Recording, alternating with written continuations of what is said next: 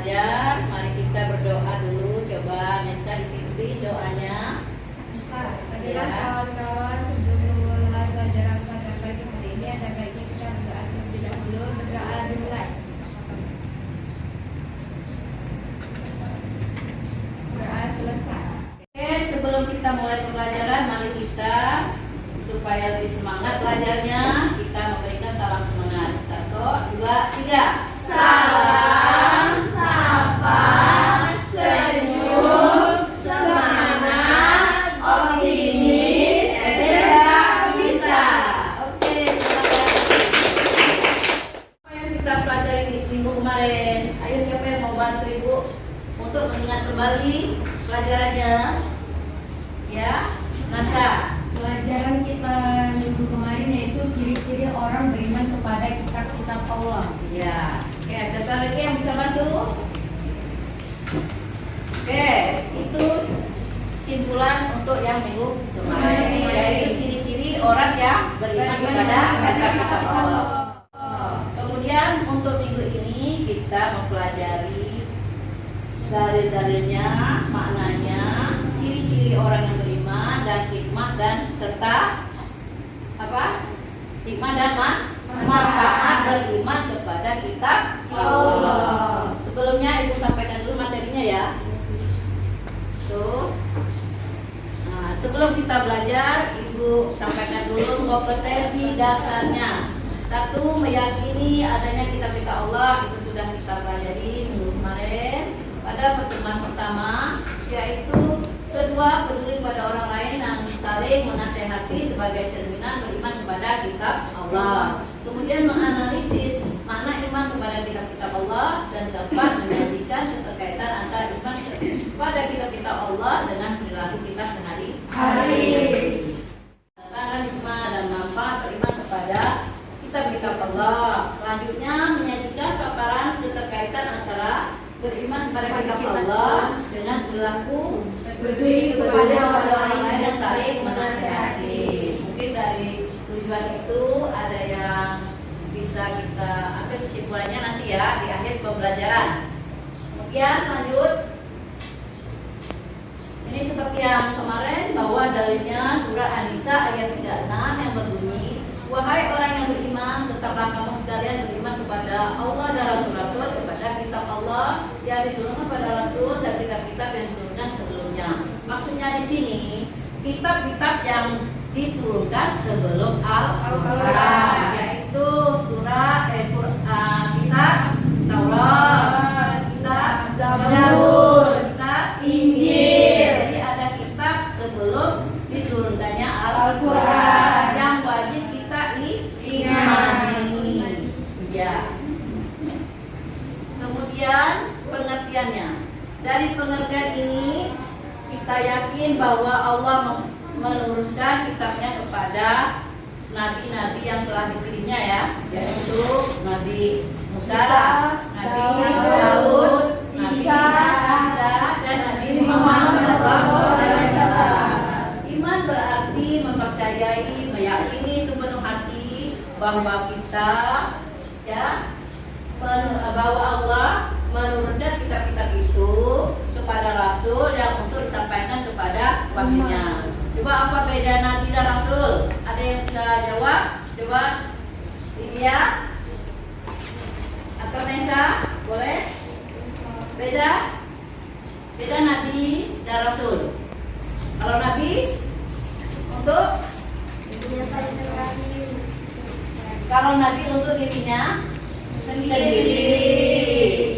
Kalau Rasul untuk disampaikan kepada umat manusia. Itu bedanya ya. Jangan sampai lupa ya. Nah, kemudian macam-macam kitab sudah kita pelajari minggu kemarin. Ya, ini ciri-ciri orang yang beriman ya. Ya, oke. Nah, sekarang manfaat dan hikmah. Manfaat dan hikmah beriman kepada kitab Allah. 1, memperkuat keimanan kepada Allah Subhanahu wa Ta'ala. Coba bacanya satu aja. Misalnya, manfaat dan hikmah beriman kepada kitab Allah.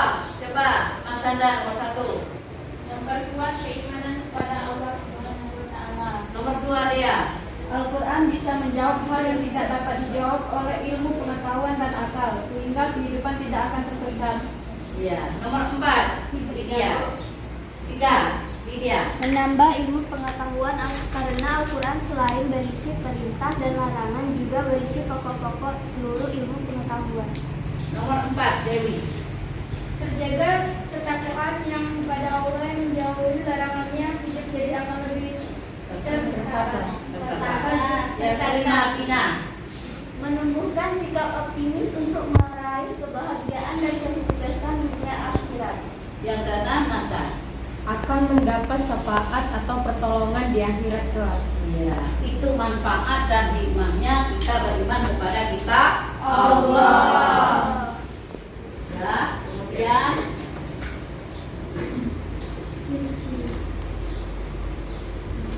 ini fungsi ya. Nah, ini fungsi beriman. Manfaat sama hikmah sama enggak kira-kira? Beda. Ini fungsinya. Fungsi beriman pada kita mempertebal iman kepada Allah. Kemudian memperkuat keyakinan seorang pada nabi atau tugas nabi ya. Kemudian menambah ilmu pengetahuan. Kemudian menanamkan sikap toleransi terhadap agama lain. Sebelum ini ada yang mau ditanyakan dari materi ini yang Ibu sampaikan? Kalau nggak ada, mari kita ya membuat kelompok dulu ya. Kita diskusi membuat kelompok dulu. Ini kelompok 1, ini kelompok 2, ini kelompok 3, ini kelompok 4, dan ini kelompok 5. Untuk kelompok 1 ini Ibu bagikan. Terus ini kelompoknya Nasa. Ini Lydia. Ini kelompok Elis.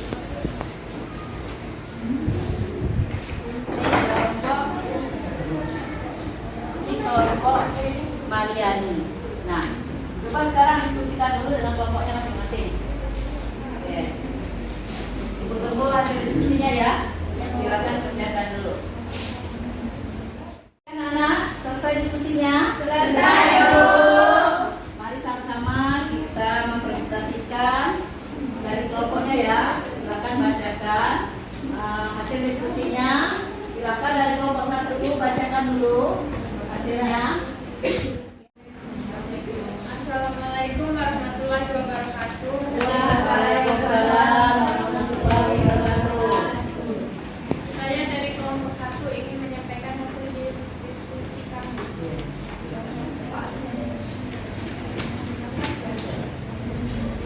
Umat Islam wajib mengimani kitab-kitab Allah, baik Al-Quran maupun kitab-kitab sebelumnya, yaitu Taurat, Zabur, Injil. Mengumpulkan pendapat sang sultan kitab-kitab Allah Subhanahu wa Ta'ala sebelum Al-Quran. Sebagai umat Islam, kita harus meyakini tentang keberadaan kitab sebelum Al-Quran, karena di dalam Al-Quran itu sendiri menjelaskan dengan rinci tentang perintah untuk mengimani kitab sebelumnya, yaitu Quran surat An-Nisa ayat 136. Artinya, wahai orang-orang yang beriman, tetaplah beriman kepada Allah dan Rasul-Rasulnya, dan kepada kitab yang Allah turunkan kepada Rasulnya, serta kitab yang Allah turunkan sebelumnya. Quran surat An-Nisa ayat 136. Ada beberapa kitab yang diturunkan sebelum Al-Quran, yaitu Zabur diturunkan kepada kaum Nabi Daud, Taurat diturunkan kepada kaum Nabi Musa, Injil diturunkan kepada kaum Nabi Isa. Ya, oke, kita beri dulu. Sekarang kelompok 2 silakan presentasikan hasil diskusinya. Ibu persilakan kelompok 2. Assalamualaikum warahmatullahi wabarakatuh. Waalaikumsalam warahmatullahi wabarakatuh. Di sini saya akan menyampaikan hasil diskusi kami dari kelompok 2 mengenai Al-Quran yang diwahyukan kepada Nabi Muhammad SAW, menghapus sebagai syariat yang tertera dalam kitab-kitab terdahulu dan melengkapinya dengan tuntunan yang sesuai dengan perkembangan zaman. Al-Quran merupakan kitab suci terlengkap dan berlaku bagi semua umat manusia sampai akhir zaman. Mengapa Al-Quran disebut kitab yang bersifat universal? Hal ini dikarenakan isi ajaran Islam bersifat umum dan berlaku untuk setiap zaman, setiap umat, setiap kaum, dan di negara maupun siapapun dan sampai kapanpun. Inti ajaran Islam mampu menjawab masalah yang ada sejak dahulu, sekarang, dan hingga nanti. Ya, terima kasih. Kelompok 3 silakan presentasikan hasil diskusinya. Assalamualaikum warahmatullahi wabarakatuh. Waalaikumsalam warahmatullahi wabarakatuh. Saya dari kelompok 3 ingin menyampaikan presentasi saya. Kita sebagai umat Islam wajib meyakini dan mempercayai semua kitab-kitab Allah Subhanahu wa Ta'ala, baik Taurat, Zabur, Injil, dan Al-Quran. Bagaimana hikmah dan manfaat beriman kepada kitab-kitab suci Allah Subhanahu wa Ta'ala. 1. Memperkuat keimanan kepada Allah Subhanahu wa Ta'ala. 2. Al-Quran bisa menjawab hal yang tidak dapat dijawab oleh ilmu pengetahuan dan akal, sehingga kehidupan tidak akan tersesat. 3. Menambah ilmu pengetahuan karena Al-Quran selain berisi perintah dan larangan, juga berisi pokok-pokok seluruh ilmu pengetahuan. 4. Terjaga ketakwaannya kepada Allah dan menjauhi larangannya, hidup jadi akan lebih tertata. 5. Menumbuhkan sikap optimis untuk meraih kebahagiaan dan kesuksesan dunia akhirat. 6. Akan mendapatkan syafaat atau pertolongan di akhirat kelak. Oke, terima kasih. Beri aplaus dulu. Kemudian kelompok 4 silakan presentasikan. Assalamualaikum warahmatullahi wabarakatuh. Waalaikumsalam warahmatullahi wabarakatuh. Saya di sini akan menyampaikan hasil diskusi saya dengan teman saya. Oke. Al-Quran yang dianjurkan kepada Nabi Muhammad SAW menghapus sebagai syariat yang tertera dalam kitab-kitab terdahulu dan melengkapi dan tenturannya sesuai dengan perkembangan zaman. Mengapa Al-Quran disebut sebagai kitab penyempurnaan dari kitab-kitab sebelumnya? Karena Allah telah menyempurnakan ajaran agama terdapat pada kitab sebelumnya. Allah telah menaskah dan memansuhkan atau menghapus ajaran, sehingga yang tersisa adalah Al-Quran dengan kesempurnaan ajarannya. Oke, terima kasih. Ya, terima kasih. Silakan kelompok 5. Berikan presentasinya. Assalamualaikum warahmatullahi wabarakatuh. Waalaikumsalam warahmatullahi wabarakatuh. Saya dari kelompok 5 ingin menyampaikan diskusi kami. Mari kita mulai saat ini untuk menjadikan Al-Quran sebagai pedoman hidup dengan cara membaca, mempelajari, mengkaji, dan mengamalkan isi kandungannya. Bagaimana pendapat kamu ketika menyaksikan orang Islam tidak mau membaca dan mengkaji Al-Quran? Orang yang demikian masih dipertanyakan apabila ia benar mengimani Al-Quran, apakah ia benar beragama Islam? Karena bagi pemeluk agama Islam maka ada rukun yang harus ditegakkan, yaitu iman kepada kitab Allah. Al-Quran juga menjadi sarana kita untuk dekat kepada Allah dan mengetahui apa yang Allah perintahkan dan dilarang. Sehingga bagaimana orang itu mengatakan dia beriman kepada Allah jika ajarannya saja tidak pernah ia penuhi? Sekian, terima kasih. Boleh aku teman-temannya. Di kelompoknya, mari kita simpulkan untuk pelajaran pada hari itu, yaitu dengan memberikan kesimpulan. Ada yang bisa bantu Ibu memberikan kesimpulan pembelajaran pada pagi ini? Ada? Oh, silakan si Mas Hada memberi kesimpulan. Manfaat dan hikmah beriman kepada kitab Allah Subhanahu wa Ta'ala. 1. Memperkuat keimanan kepada Allah Subhanahu wa Ta'ala. 2. Al-Quran bisa menjawab hal yang tidak dapat dijawab oleh ilmu pengetahuan dan akal, sehingga kehidupan tidak akan tersesat. 3. Menambah ilmu pengetahuan karena Al-Quran selain berisi perintah dan larangan juga berisi pokok-pokok seluruh ilmu pengetahuan. 4. Menjaga ketakwaannya kepada Allah dan menjauhi larangannya, hidup jadi akan lebih tertata. 5. Menumbuhkan sikap optimis untuk meraih kebahagiaan dan kesuksesan dunia akhirat. 6. Akan mendapat syafaat atau pertolongan di akhirat kelak.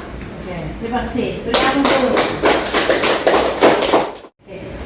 Oke, dari kesimpulan yang diberikan dan teman-temannya tadi, maka berakhirlah pembelajaran kita pagi ini.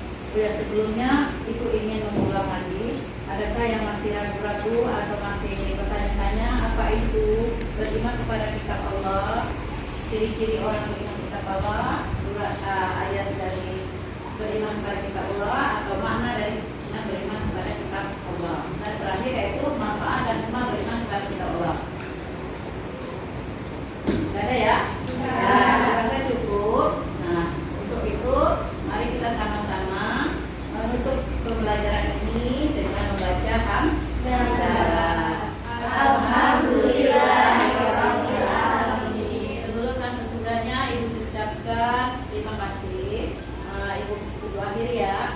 Untuk minggu depan mungkin sebelum Ibu akhiri, untuk minggu depan mungkin ada evaluasi. Nanti kami kerjakan di halaman 45 ya. Itu minggu depan dikumpul ya. Nanti dikumpulkan sama ketua kelas ya. Kalian nah, kemudian sebelum dikumpul nanti dilihat dulu evaluasinya, ada berapa soal, silakan jawab.